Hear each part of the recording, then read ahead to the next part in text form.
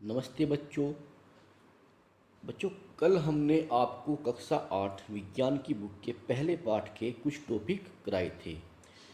आज हम इस वीडियो में बाकी के टॉपिक को पढ़ेंगे।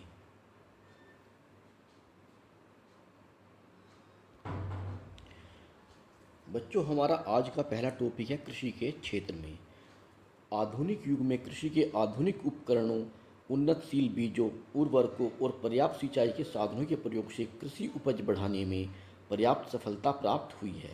कृषि एवं खाद्यान्न के क्षेत्र में हरित क्रांति, पीली क्रांति, भूरी क्रांति आदि विभिन्न योजनाओं के द्वारा क्रांतिकारी सफलता प्राप्त हुई है।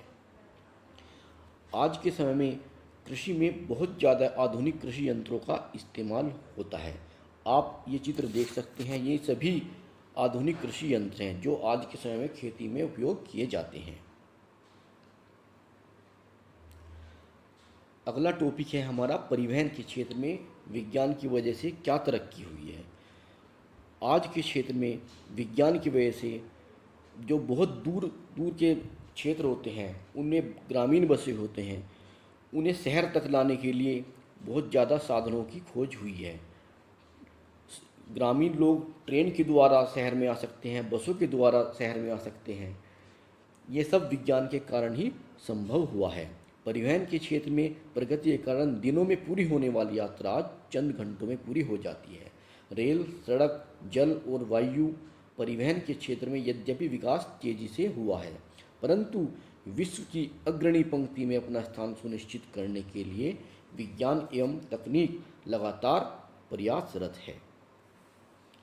बच्चों, ये चित्र आप देख रहे हैं, ये मेट्रो ट्रेन है। सभी जानते हैं ये सब टेक्नोलॉजी का ही कमाल है।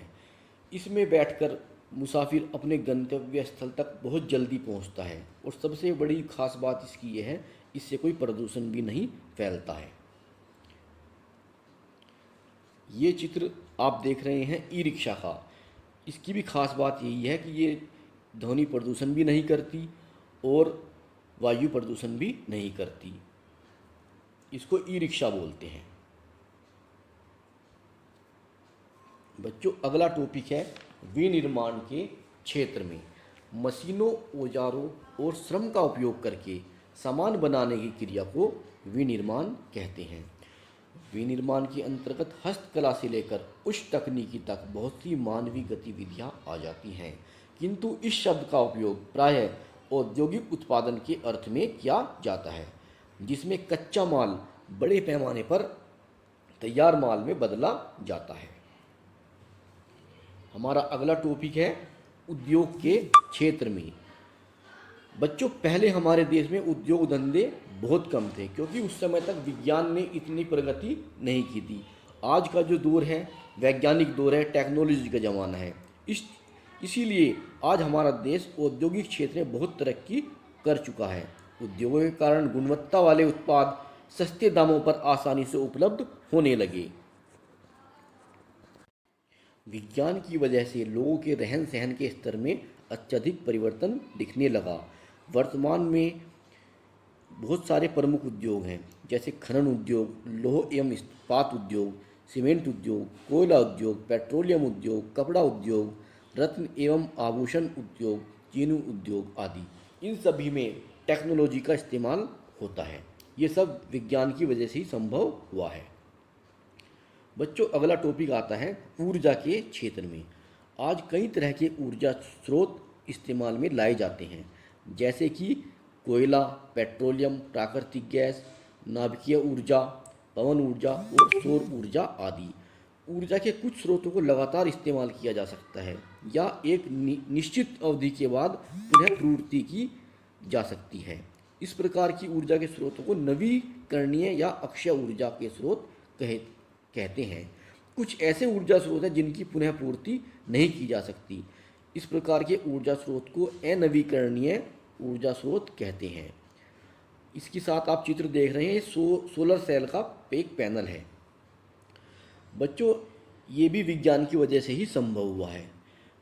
सूर्य की रोशनी से ये प्लेटें चार्ज होती हैं और फिर इनका इस्तेमाल हम अपने घर में कर सकते हैं, कृषि के क्षेत्र में भी कर सकते हैं।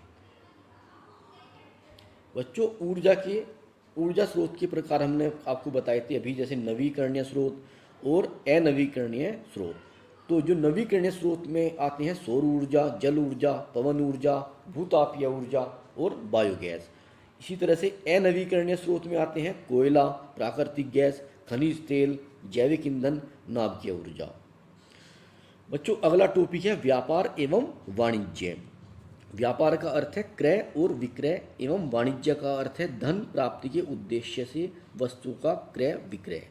आरंभ में व्यापार एक सामान के बदले दूसरा सामान लेकर किया जाता था।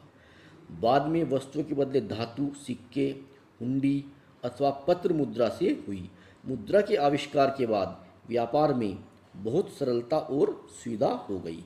आधुनिक युग में मुद्रा के स्थान पर क्रेडिट कार्ड का प्रयोग व्यापार में होने लगा। आप जो ये मशीन चित्र में देख रहे हैं इसको बोलते हैं स्वाइप कार्ड मशीन। अगर आजकल ये जो नए नए शॉपिंग मॉल खुल रहे हैं उन सभी में इस्तेमाल होती है।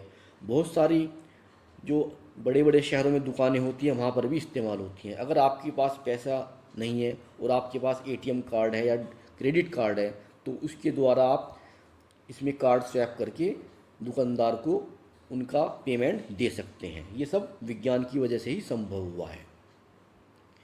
बच्चों अगला टॉपिक है हमारा ई गवर्नेंस के क्षेत्र में। सरकार की आम नागरिकों के लिए उपलब्ध सुविधाओं को इंटरनेट के माध्यम से उपलब्ध कराना ई गवर्नेंस या ई शासन कहलाता है। इसके अंतर्गत शासकीय सेवाएं और सूचनाएं ऑनलाइन उपलब्ध होती हैं। यह अच्छे शासन का पर्याय बनता जा रहा है। ई शासन के उपयोग से शासन प्रणाली अधिक पारदर्शी, कुशल तथा जवाबदेह बनाई जा सकती है। इसके अंतर्गत शासन संबंधी सभी सूचनाओं को इंटरनेट पर उपलब्ध करा दिया जाता है। विद्यालय में दाखिला हो या बिल भरना हो या आय जाति का प्रमाण पत्र बनवाना हो, सभी मूलभूत सुविधाएं हिंदी में भी उपलब्ध हैं। आजकल आपने देखा होगा हमारे गांव में, शहर में जन सुविधा केंद्र बने हुए हैं। वहाँ पर हमारा काम बड़ी आसानी से हो जाता है। अगर किसी को जाति प्रमाण पत्र बनवाना हो वो वहीं बन जाता है। किसी को बिजली का बिल जमा करना हो तो वो वहीं हो जाता है। किसी को अपनी LIC किस्त भरनी हो वो भी ऑनलाइन जमा हो जाती है। ये सब ई गवर्नेंस के अंदर ही आता है। बच्चों आज की इस वीडियो में हमारा ये पार्ट पूरा कंप्लीट हो गया है। कल हम एक वीडियो आपकी नई लेकर आएंगे जिसमें आपको इस पाठ के प्रश्न उत्तर कराए जाएंगे। धन्यवाद।